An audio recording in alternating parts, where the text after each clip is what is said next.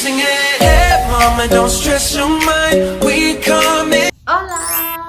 Hi guys! Welcome back to my channel. So for today's vlog, ang gagawin natin is gagawa tayo ng isang classic dessert from Brazil. It's called brigadeiro.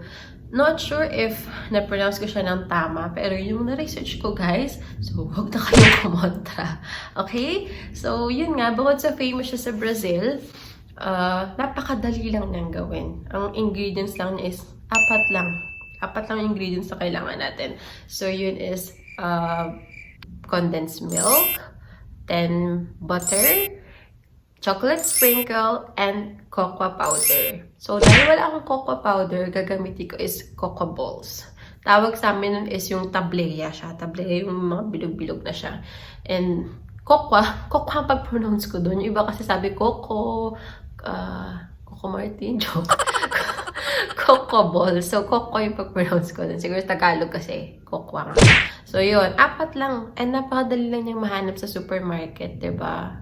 Condensed milk, butter, at chocolate sprinkle. Nasa mga baking needs lang yun. Saka, yun. Dali lang niyang gawin after 10 to 15 minutes na cooking. I-refrigerate lang siya. Tapos, yun na. Mamaya, igaganon-ganon ko lang siya. Ibuballs-balls ko lang siya. So, napakadali lang niyang gawin, diba? Wow.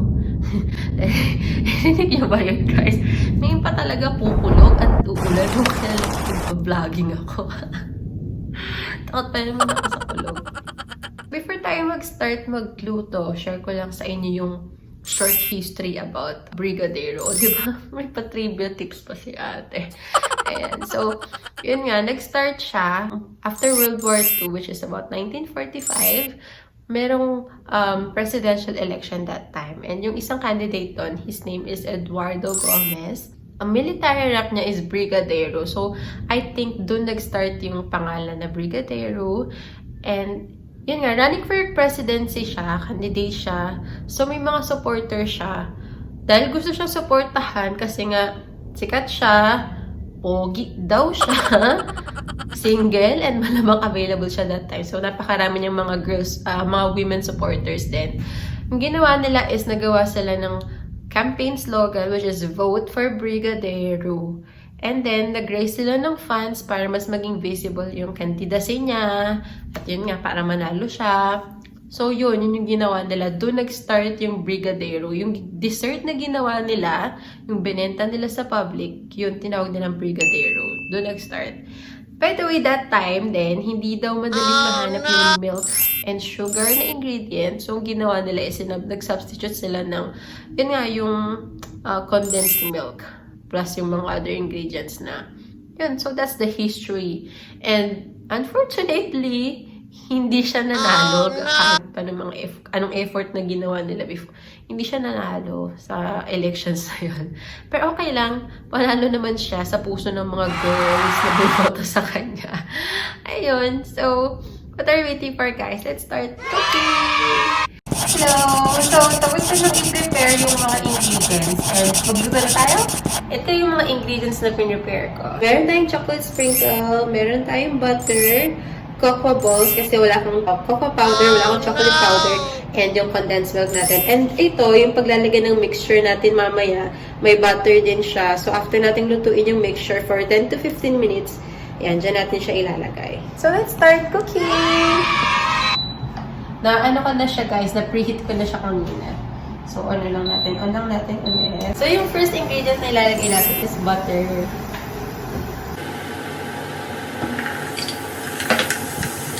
So, tutunawin lang natin siya, guys. Ayan.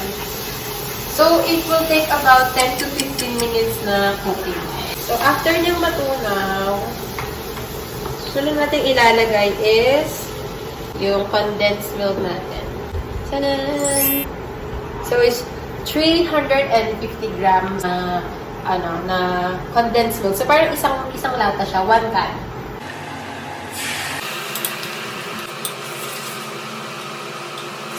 So, next natin is yung cocoa balls. Feeling ko guys, medyo matagal-tagal siya matutunaw kasi balls siya. First vlogging ko to na cooking session talaga. Feeling ko makakaroon pa ako ng ibang series ng cooking. Mga no baking required or yung mga quick recipes lang, yung mga madaling lutuin. Okay ba yan? Hinaan natin yung apoy. Ayan. Siguro dapat hinati ko siya guys. Hindi pa rin siya lutuin. Sinubstitute ko lang to kasi dapat talaga cocoa powder or chocolate powder. Wala na sa supermarket, wala na yung cocoa powder. So, ito na lang. Cocoa balls. Ano okay naman siya? Taglea to, guys. Ayan, guys. Natutugnaw na siya. Tunaw na pala siya. Ayan. So, na-mix na yung chocolate kasama nung butter and nung condensed milk. Oh, wow! Sana okay siya. Sana hindi palpak. So, nilaksan ko na yung apoy niya konti. Ayan. So, guys, nakita niyo naman yung texture niya. Ano na siya. Medyo thick na siya. Pero, I think kailangan natin mga 3 to 5 more minutes. Ngayon, nasa mga 10 minutes na tayo. Na ahalo-halo. Ayan, guys. Patayin na natin siya. Tapos, i-pour na natin yung mixture.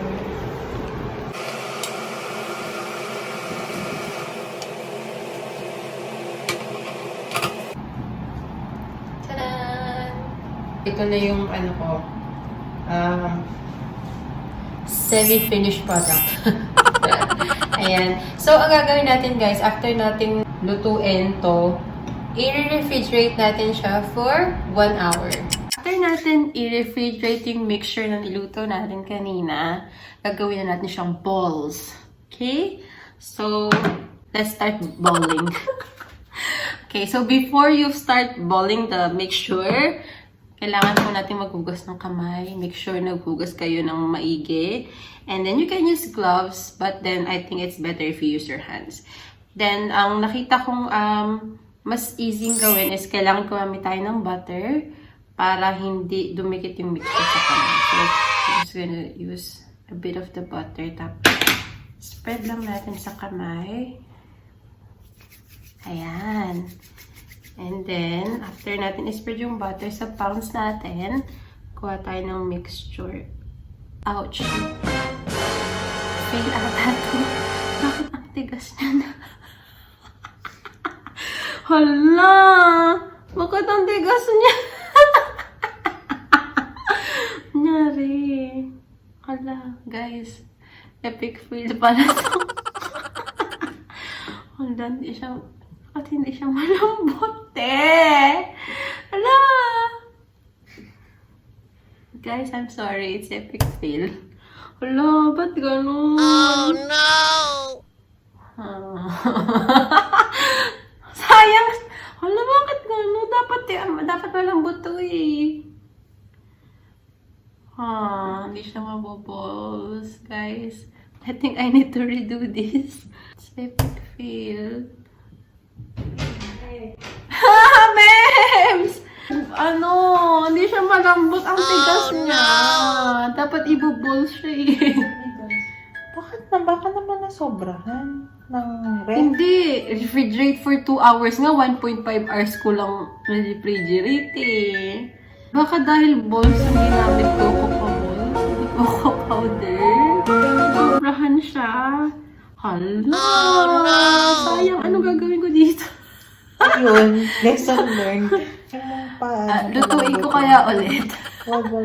Try mo palambutin. Ano bang texture niya kanina? Dapat ano siya, chewy. Wait, kanina nang bago mo pinasa. Chewy. Dapat siguro binoise mo na bago mo i-ano. Hindi ang... They ask you how you are, you just have to say that you're fine when you're not really fine, but you just can't get into it because they would never understand. Ng ice cream. Try mo kaya. Sobrang tigas. Sobrang tigas. Hintayin mo lumambot. Sige guys, antayin daw natin lumambot. Shucks. Ba't ganun? This is epic fail! Alicia! Hi guys. I'm back. Okay. Daladala ko na yung mga naisag akong brigadero. Kasi ang ginawa ko is, di ba tumigas nga yung mixture, pinalambot ko siya. Ini-steam ko siya. Kasi gusto ko talagang matikman kung ano yung nagawa ko. Which is nalikman ko na siya kanina, okay naman siya. Pero ikwento ko lang kung ano nangyari. Kasi, ang ginawa ko, nung tumigas siya, in-steam ko.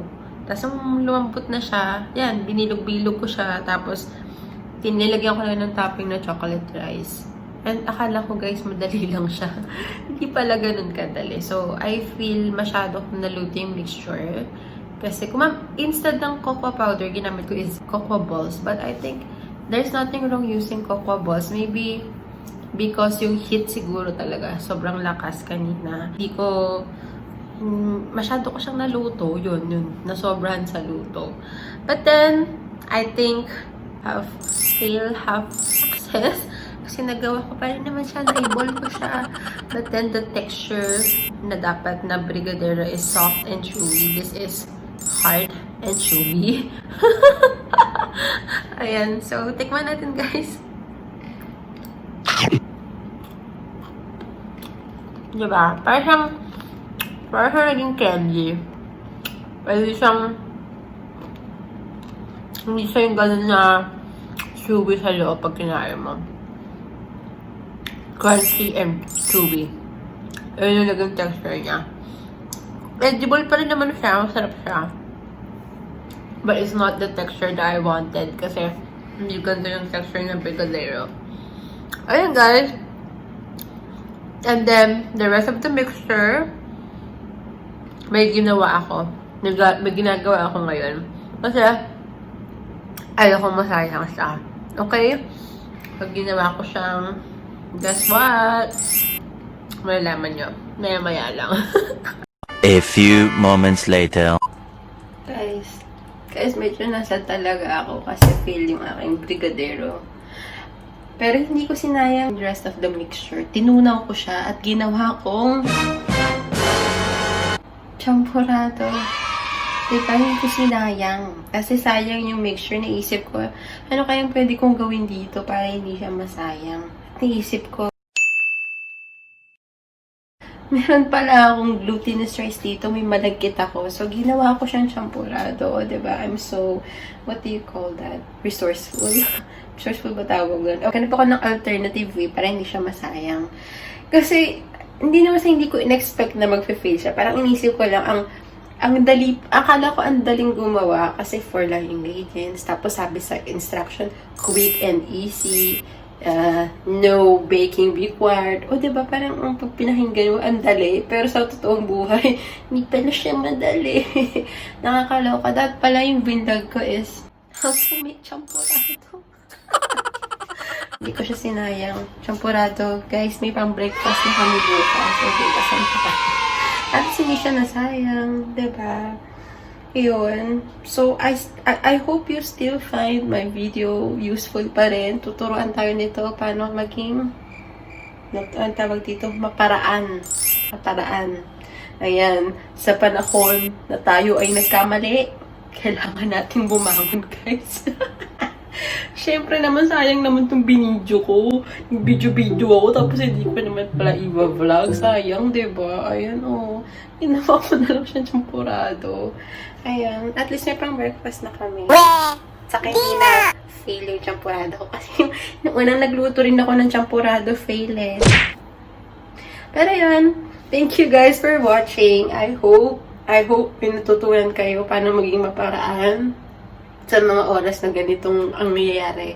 Maging maparaan tayo, guys. Okay? I hope you find my video still useful and beautiful like me.